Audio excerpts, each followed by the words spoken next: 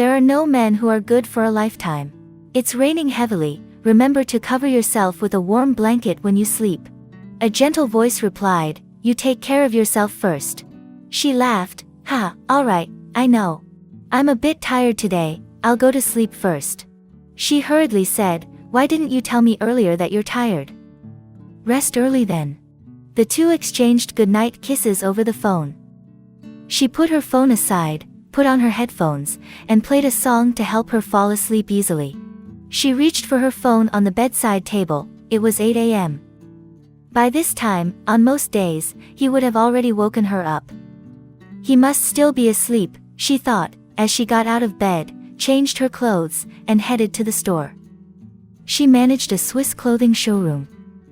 She had more flexible working hours than regular employees. After organizing her work, everything was fine, so she sat on the sofa and read the newspaper. Today's news had nothing new, just singers and actors attending parties. She turned off her iPad and glanced at the clock. It was already noon.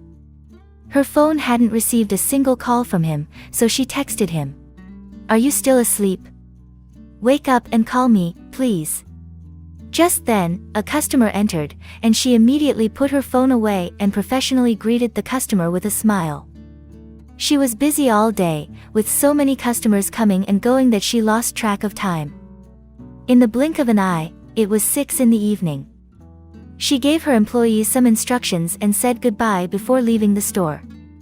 As she left, she stretched her shoulders, feeling exhausted and sore all over. Suddenly, she remembered something.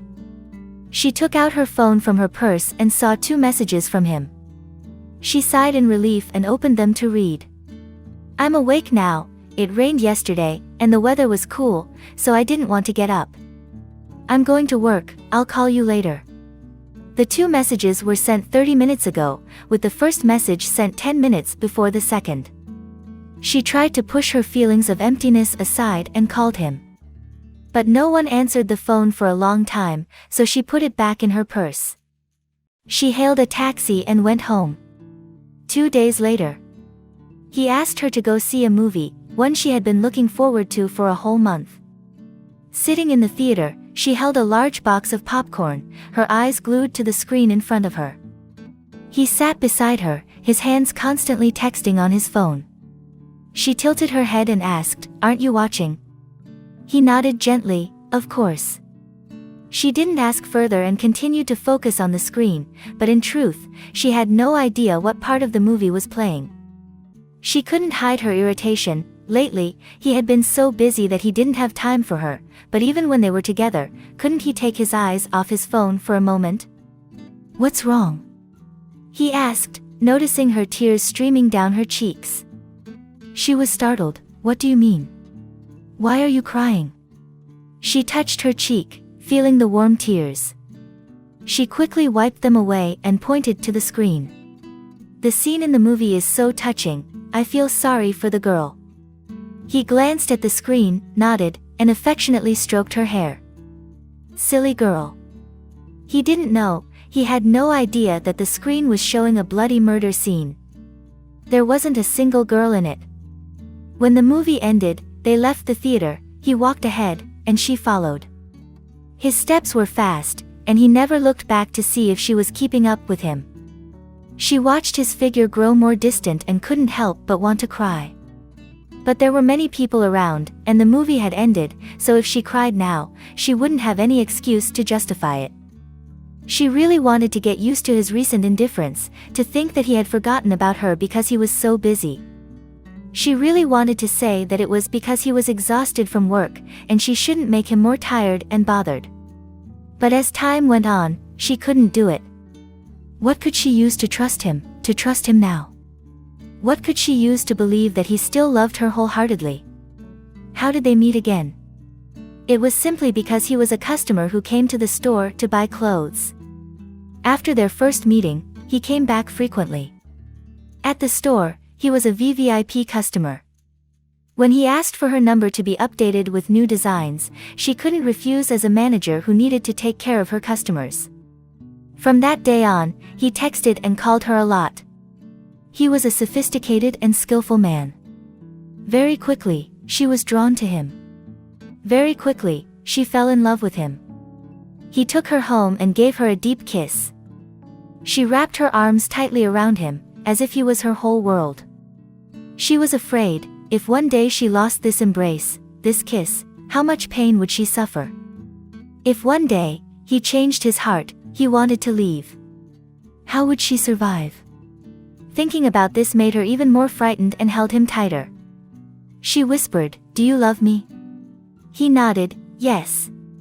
"Will you ever deceive me?" He tapped her head lightly and said decisively, "Never." She believed him, just one word was enough, she trusted him unconditionally. But she didn't understand, she would never understand.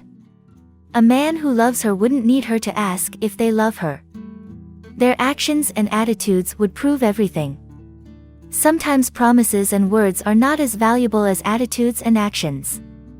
Love is really strange. She could be happy all day just because of his smile. And she could spend a whole afternoon pondering over his frown.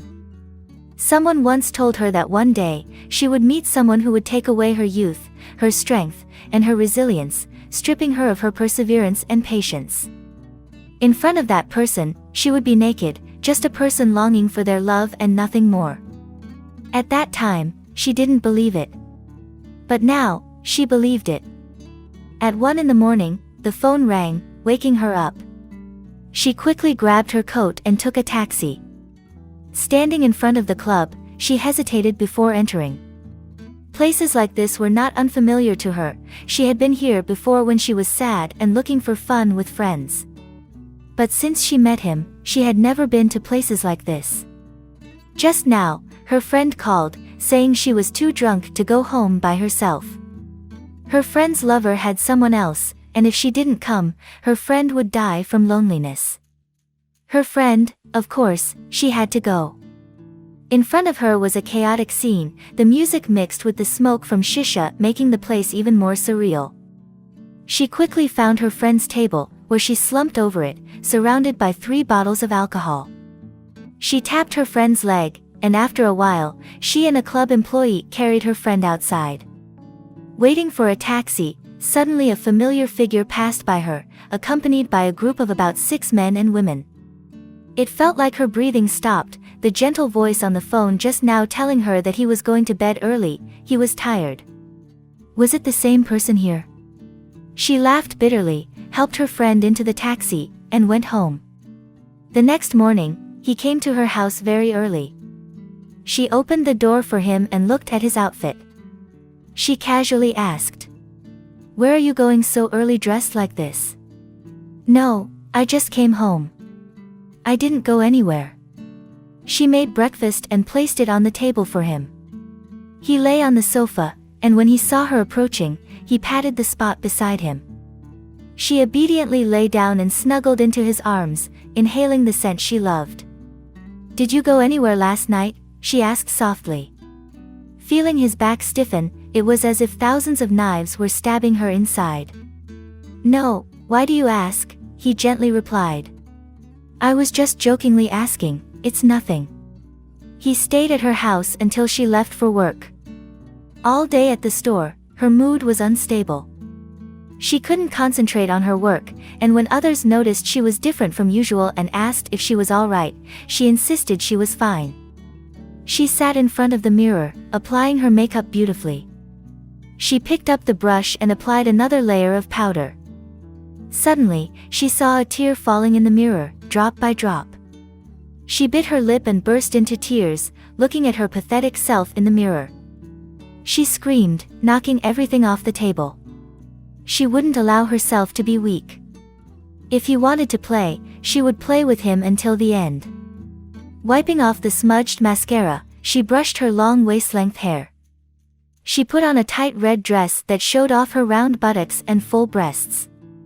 Looking at herself in the mirror, she smiled, but her heart was shattered into 1,000 pieces. She borrowed a friend's car and parked it on the street near his house. She was on the phone with him, talking. "It's late, you should go to sleep." "Alright, you should sleep early too." "I've been so busy with work lately, I'm exhausted." "Stay strong and get some rest soon." She hung up the phone, and 30 minutes later, she saw her man appear.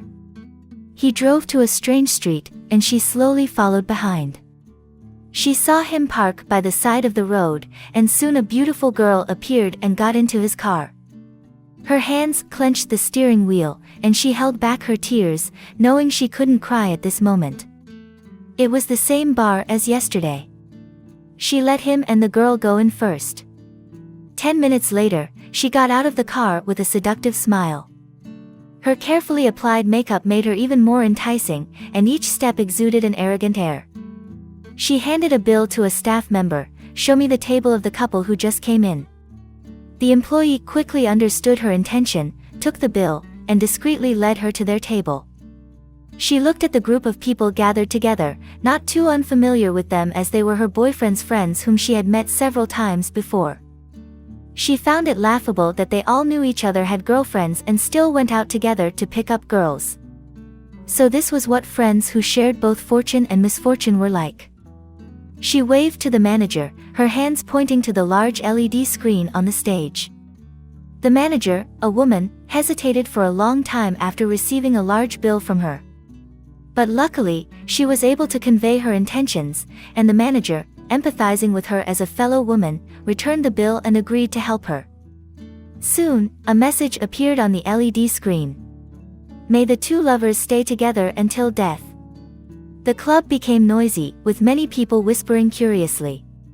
She walked towards his table, step by step, until she was standing in front of him. Seeing his face turn from white to green made her want to laugh through her tears.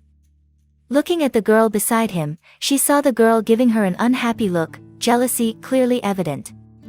She smiled seductively, looking at the two of them in front of her and in front of everyone. She spoke up. "May the two lovers stay together until death." Her voice was not too loud, nor too soft, but it came at the exact moment the music went down, loud enough for the people around her to hear clearly. The girl next to him screamed, her hands ready to slap her. "What the hell gives you the right to say that?" She smirked, stepped closer to the girl, and whispered softly, loud enough for both of them to hear. "Based on the fact that I came before you, you came after. Based on the fact that I am the main character, you are the supporting role. And based on the fact that I appear during the day, you can only appear at night. I'm sorry." She didn't respond. She turned to leave, but her hands were grabbed by him. He said, "I'm sorry. She's just for fun, I know what's important and what's not. I won't lose you for her, I'm sorry." Suddenly, she spun around, looked at the girl with red, swollen eyes, and burst into laughter. "Do you see now? This is a man. Remember, there's no man who's good for a lifetime, only those who are good for a while." She looked up at him and spoke slowly. "My feelings can accommodate many hurts and many lies, but they absolutely cannot accommodate betrayal. You should go." She turned her back and walked away with an arrogant stride, looking strong and heartless at the same time. But how many people could understand how intensely her heart was screaming? Her heart was bleeding until it was completely drained.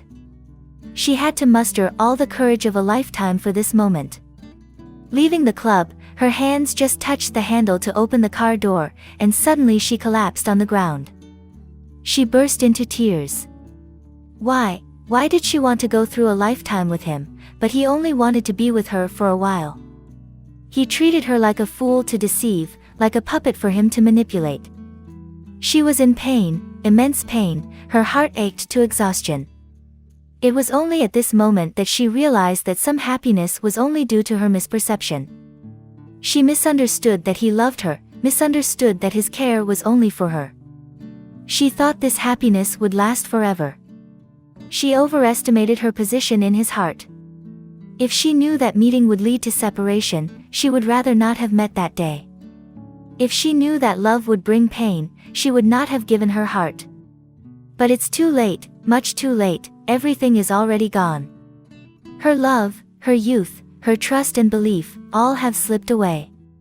Standing at the crossroads of life, he turned left, and she turned right. There was no way for them to turn back. There are people who stay with us for a while but leave a lifetime of pain. There are people who are present for a short time but are remembered for a lifetime.